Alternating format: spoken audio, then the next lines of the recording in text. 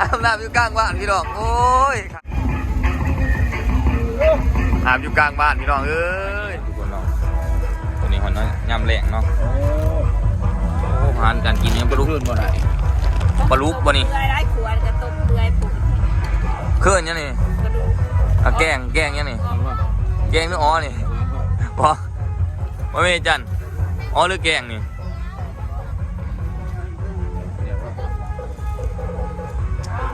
นี่คือแกงตีแกงออมก็มีกระเบื้องออมบ่นี่ออมคือบ่มีกระเบื้อใส่บ่ได้ไปใส่จุดนี้นี่มื้อนี้เป็นเซฟป่ะมื้อนี้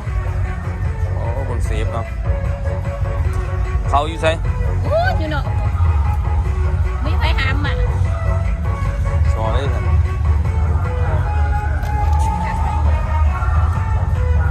ตอนนี้หอดเวลากินข้าวกินน้ำเลยทุกคนสวยเรียนและจะให้ได้เบิ่งบรรยากาศหาเวทีนะว่าเก็บสไลด์ห่วงสไลด์ยาสไลด์เอาบ่อาบน้ำวันนี้เบิ่งช่วงหนึ่ง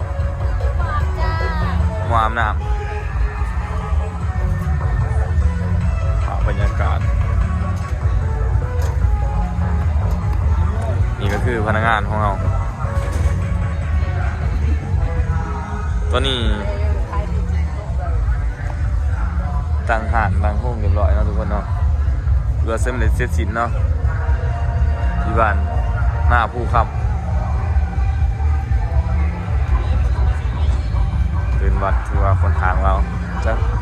จะแคบแน่เหมือนนี้เนาะ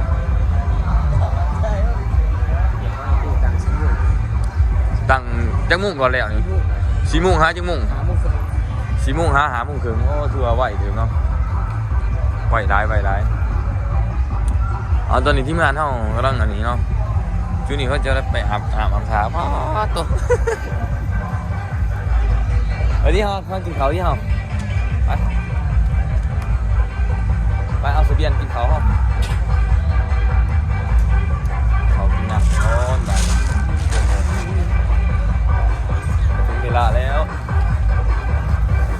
ผู้ถาตั้งอีกก็ถามว่าหายคนมาตั้งเอาอยู่แม่ครัวแสบเฮ็ดกินแสบทุกคนไร้เข่าอยู่ไหนพ่อใหญ่ตูดนั่นแน่นึงโอ้ท่านยังเกาะอันน้ำแต่ตอนนี้น้องนางเข้ากำลังอาบน้ำเนาะแล้วพิงกำลังอาบน้ำเนาะทุกคนอยากเห็นว่าพิงอาบน้ำเดี๋ยวถ่ายทุกคนเมืองเนาะพิงอาบน้ำเนาะถ้าอาบแล้วจะได้กินข้าวก่อนนะกินข้าวก่อนมาอาบที่ถ่ายคลิปให้นี่นะก็จะอาบน้ำอันนี้อาบแล้วหรือว่านี่ยังเบื่ออยู่ฮะ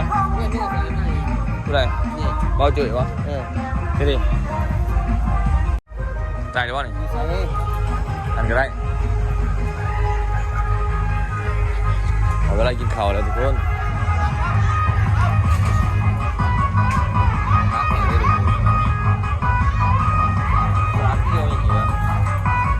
ส่งประตูออกแล้วดิส่งมาทำกันนักเนาะเอาบอกแค่จุ๊บเลยบอกโอ้ยเขากินปลาพี่น้องเอ้ยมาเอากินข้าวเด้อพี่น้องเอ้ยน้องเขากำลังกินเขาเนาะกินเองโอ้มันหลายคันนะพวกพอลุกพัดพี่น้องโอ้ยเดือนหน้าที่กิน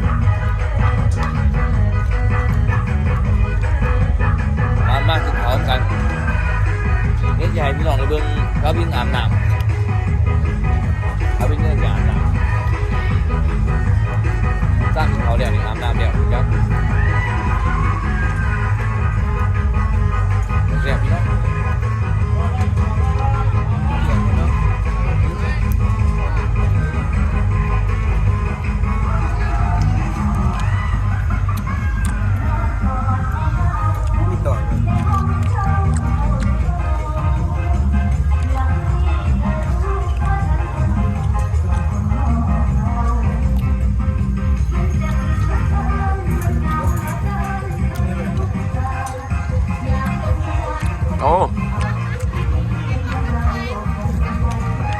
ถ้าคุณแบกกระสอบมาเก่งแห่ตัวแบกกระเป๋าหลายบางใหญ่ๆพี่น้อง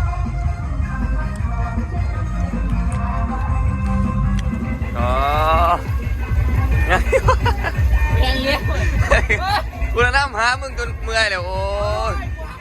เนี่ยนี่ก็ไรเนาะโอ้กินข้าวแล้วแยกย้ายกันพี่น้องว่าจะเพิ่นไปใส่มาดีอาบน้ำนี่โอ้ทางเวทีเนี่ยดูวะนี่ แล้วกำลังอาบนี่ยังเลี้ยงกว่ากัน อาบเดี๋ยวสิเป็นมือกล้องให้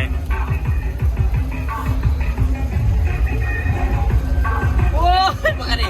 กูอาบน้ำก็ถ่ายเอากู คือไต่ไฟให้เอง โอ้ย ไต่ไฟมึงนี่ อาบน้ำอยู่กลางบ้านพี่น้องโอ้ยข้างทางนี่เนาะ โอ้ปาร์ตี้พ่อพี่โอ้